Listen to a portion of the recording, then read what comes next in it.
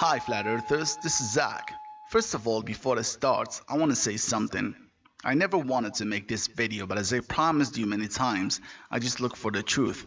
And I will defend it, even if it goes against my beliefs, and even if my friends and followers don't like it. Sometimes when I see Flat Earthers doing something that I see as a misconception, I try to contact them privately and tell them what I think, and this is exactly what I did this time. But it seemed like this time my friends didn't see my emails, and I think that it's my duty to clarify this to everyone because this misconception is growing so fast, and I was asked about my opinion many times, so I decided to make this little video to give my opinion and let you decide for yourself. And to those who like drama, please don't be ridiculous and go to their channels and be like, "Oh, Zack debunks your video, you idiot." Don't do that, please. Y'all my friends no matter what. Don't try to ruin our friendship. Whatever you want to do, it ain't gonna work. And to people who don't know me, I am a flat earther. I am not defending the globe. I am just explaining how the angles really work on the globe according to the globe model. So don't get it twisted. Well, my friends say that the program Google Earth got the angles wrong. So when you go east or west at a 90-degree angle, you find yourself going in a wrong direction and not on the same latitude line. So in order to explain this, I'm going to have to explain how the coordinates work on the globe, and then I will explain the angle that is creating all this misconception. In other words, I will create Google Earth in AutoCAD, and I will go 90 degrees east and I will compare anything I discover with Google Earth. And you will see and understand the difference, and don't panic, the math is not included. So I'm going to take you to AutoCAD and show you how the coordinates work on a 3D globe. And here is the globe Earth. The yellow circle is the prime meridian and the red circle is the equator, and they both intersect in this point, which is the start point, or the 0-degree angle. But for the azimuth, the north is the 0-degree angle, and to measure it you go from north to east. Don't confuse these angles, please. Now, if I want to draw a longitude line 20 degrees east, I'm gonna have to start from the center of the globe and not from this point. And then I type in 20 degrees and go east. And if I want to go west, I'm gonna have to do it on the opposite direction. And of course, if I want to measure the latitude lines, I'm gonna have to go up or down, okay? Now I'm gonna locate Sydney using the coordinates only. So I'm gonna make the map invisible in order to locate Sydney without looking at the map. Now let's check the coordinates of Sydney. Here is Sydney and those are the latitude and longitude angles. So I'm gonna start with the longitude angle, which is 151.2099 degrees. So we go back to AutoCAD and choose a line and go to the center of the Earth and type in the same exact angle, 151.2099. And there you go, that is the angle. Now I'm gonna draw the latitude angle, which is 33 degrees. It's funny that most of the important cities around the world are in the 33rd parallel. Anyway, so I'm gonna draw minus 33.865143. The reason why I draw minus 33 is because we want to go south and not north. Now it's telling me to type the length of the line. So it's gonna be 3959, which is the radius of the Earth. Now I'm gonna add a circle around the city just to recognize it when we make the map visible again. Now let's check if I did it right. Okay? That city right there is Sydney, you see it? That's very accurate, right?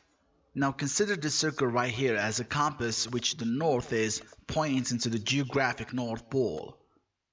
Now I'm gonna draw a 90-degree line to the east, and I'm gonna make it long enough so we can have obvious results at the end. So as I said before, the North Pole is always at 0 degrees, and the azimuth is always measured from the north towards the east. So the east is always at 90 degrees. And let me demonstrate this to you. It's exactly 90 degrees. Okay?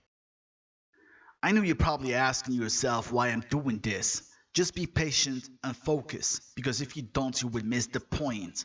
So this line makes sense now, right? It looks like it's on the same latitude line, but in Google Earth it doesn't. Well, I'm gonna explain to you what Google Earth does. First, Google Earth doesn't draw lines, it draws circles. So in order to do that in AutoCAD, I'm gonna have to draw a perpendicular line on the globe, and to do that easily, all I have to do is draw a line from here to the center of the globe. You see that point right there? Does it look 90 degrees east? It doesn't, but it is at 90 degrees. Remember, this is a globe and not a cubic. There are no straight lines on it. So to draw a 90-degree angle, you have to do it this way. There is no other way, okay? I'm gonna prove it to you, just watch. Now to test Google Earth, I'm gonna get the coordinates of this location and then locate it in Google Earth and measure the distance and the angles between Sydney and that point. So I'm gonna draw some necessary lines just to measure the angles of latitude and longitude.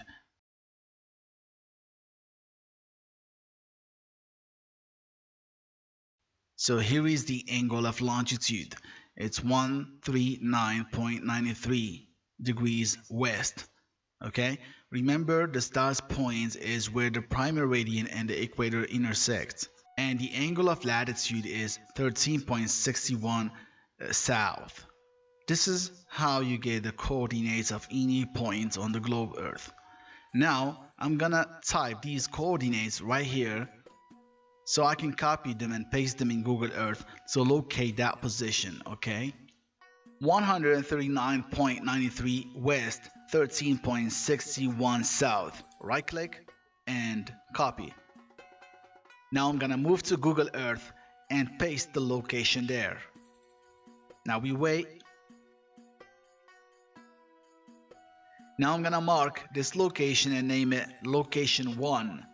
Now let's go to Sydney to draw a line from Sydney to the points we just located.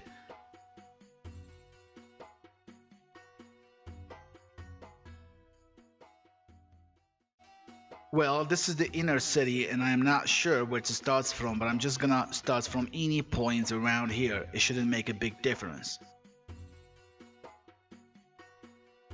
Now we go to the point we located to see the angle and the distance. The angle should be 90 degrees and the distance should match with my drawing. So as you can see, the angle is exactly 90 degrees and the distance is 4,498 miles. The angle is perfect. Now we are going to check the distance. So let's get back to AutoCAD. And the distance in my drawing is 4,493 miles. So the difference is only 5 miles. I might have started from a wrong place in Sydney, or maybe the radius of the Earth that I used is not the same as the radius on Google Earth. As you know, the radius they give us is not always the same number. But you get the point now, right? To me, their program is perfect, and if you try this on any place on Earth, it will work the same. You just need to do it correctly. So, conclusions. There is one more angle that we didn't talk about, which is the angle of elevation. So if the azimuth of the sun in London is at 90 degrees and the angle of elevation is at 40 degrees, then you should draw it just like this. And if you want to go east at 90 degrees, don't expect to stay on the same latitude line, because the latitude line is not the same thing. I'm going to draw it for you so you can see what I'm talking about. So this is the latitude line of London. Compare it with the 90-degree line. The 90-degree line is going to take you to the equator because it's a ball. But hey, don't let NASA impress you by this Google Earth. It's easier to do and it can only be done on a 3D ball, not in reality. I encourage you to test the azimuth in real life with a compass and compare the results with the globe model. Now, if you agree with my explanation and you wanna measure the azimuth in real life, let me know in the comments so I can explain how to do it correctly and give nobody a chance to tell you you are doing it wrong. And please don't get me wrong, I'm not saying I am the man who understands everything. Please, that's not my intention. Thanks for watching.